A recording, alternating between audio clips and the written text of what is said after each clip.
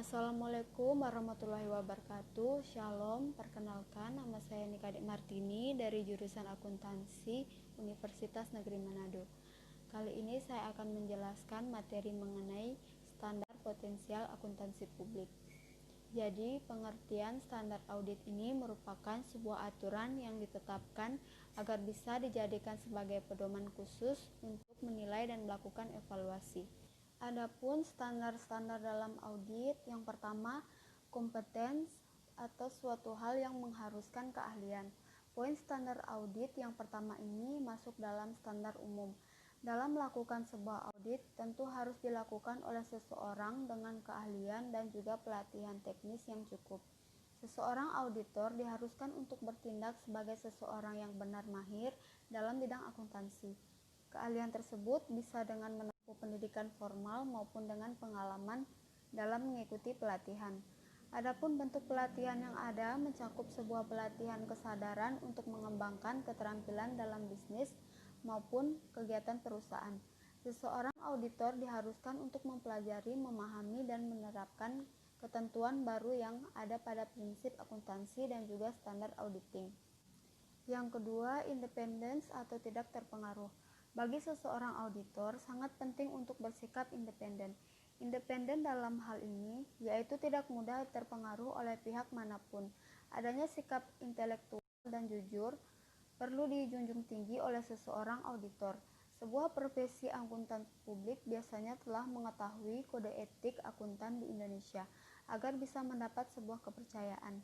Meskipun sikap independensi ini masuk dalam kategori mutu pribadi dan tidak masuk dalam hal yang tercantum khusus dalam persepsi auditing, namun sikap ini sangat penting untuk dipertahankan.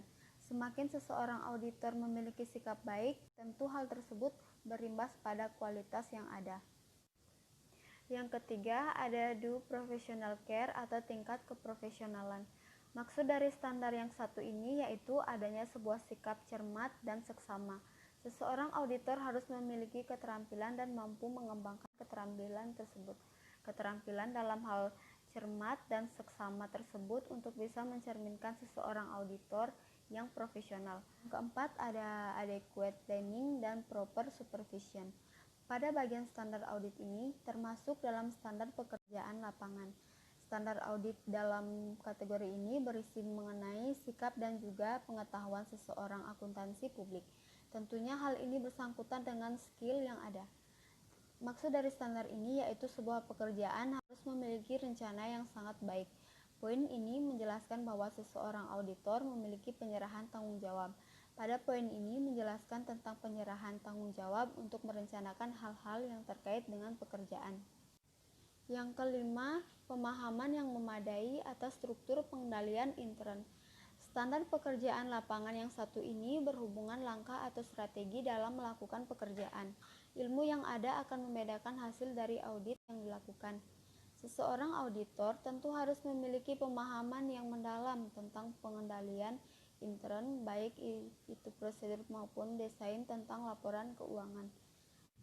Seperti halnya arus kas yang mampu menjadi sarana perencanaan perusahaan dalam pengendalian aktivitasnya.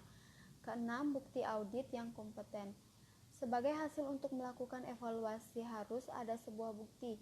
Dari analisis laporan keuangan tentu akan menghasilkan suatu pendapat. Pekerjaan oleh auditor untuk memberikan pendapat terhadap laporan keuangan tentunya berdasarkan evaluasi bukti audit.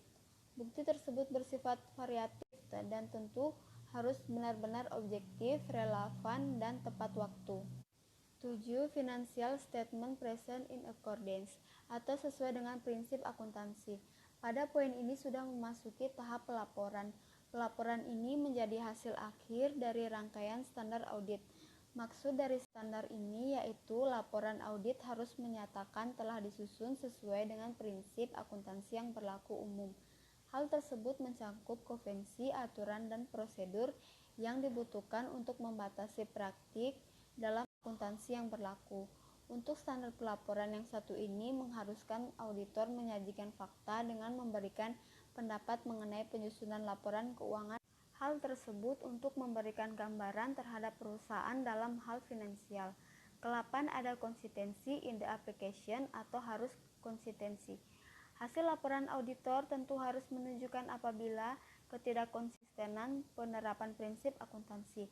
Adapun tujuan dari konsistensi ini yaitu untuk memberikan jaminan daya banding terhadap laporan keuangan. Tujuan konsistensi ini untuk mengungkapkan perubahan yang terjadi dalam laporan keuangan. Hal ini ditulis dalam sebuah paragraf penjelasan dalam pelaporan keuangan yang ada. Yang ke-9, isi laporan harus dipandang memadai dan mencangkup semua hal. Mengenai standar audit, yang ini merupakan bentuk pelaporan keuangan yang harus sesuai dengan prinsip akuntansi yang memadai, baik itu dari segi susunan, bentuk, isi laporan, serta catatan atas laporan keuangan. Hal tersebut bisa menjadi bahan pertimbangan dengan pernyataan klien dan mampu merahasiakan informasi yang masuk. Yang ke-10 ada expression of opinion atau pendapat yang sesuai. Laporan audit harus memuat secara keseluruhan dalam standar yang telah ditentukan. Hal ini untuk menghindari kesalahan penafsiran seseorang. Bahkan standar pelaporan ini harus dikaitkan dengan pelaporan keuangan yang ada. Keterkaitan tersebut bisa dilakukan ketika akuntan memberikan izin untuk memberikan dokumen atau laporan komunikasi tertulis. Oke, itulah materi mengenai standar potensial akuntansi publik. Terima kasih.